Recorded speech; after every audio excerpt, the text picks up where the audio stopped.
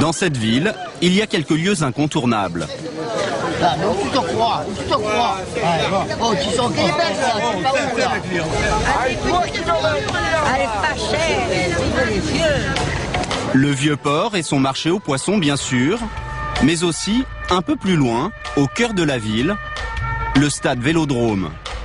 À Marseille, le football est quasiment une religion, et ce jour-là, les esprits s'échauffent.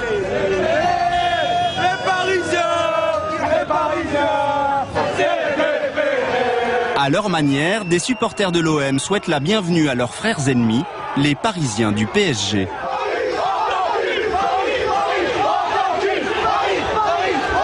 OM-PSG, un des matchs les plus attendus de la saison. Au coup d'envoi, la ville retient son souffle.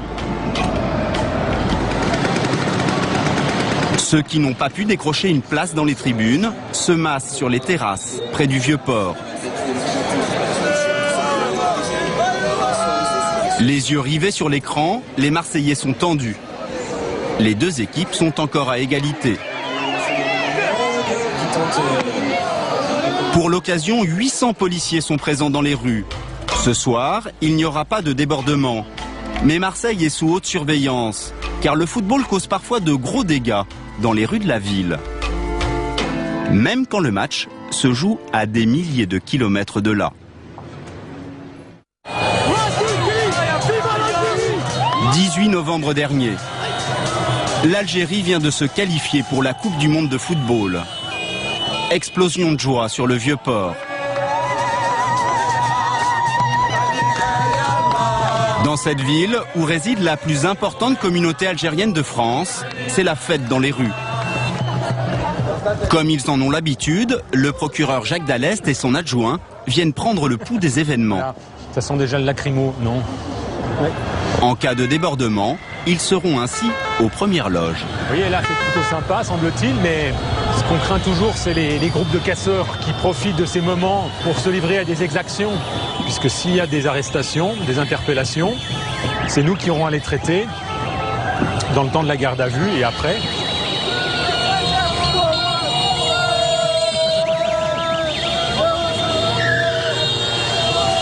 Imaginez qu'ils se percutent.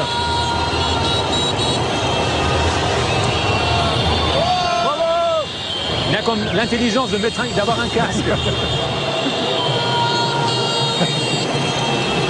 Comment ça va, Rob ? Le procureur retrouve les responsables de la police qui, par précaution, ont déployé leurs hommes tout autour du Vieux-Port. Vous allez bien ? Oui.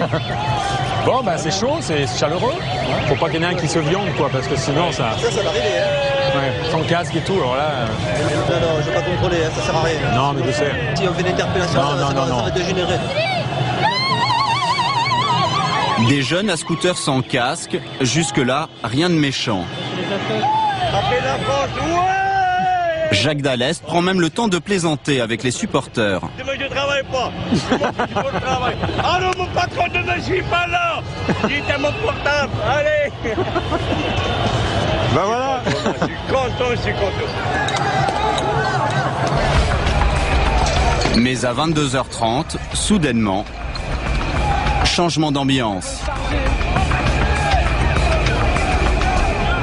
Des jeunes commencent à lancer des bouteilles et des pavés sur les forces de l'ordre.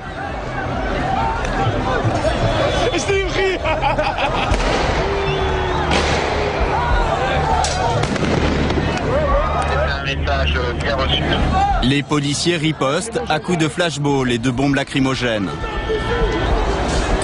Les assaillants se dispersent, le Vieux-Port se vide. Les groupes de casseurs se retranchent alors sur la Canebière. Les policiers en civil donnent l'assaut.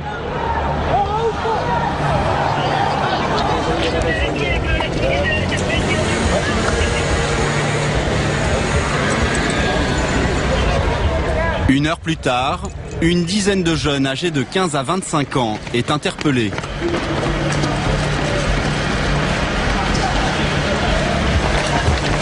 Les casseurs sont neutralisés, mais le centre-ville conserve les stigmates de la bataille. Boîtes aux lettres vandalisées, poubelles incendiées, abribus brisés.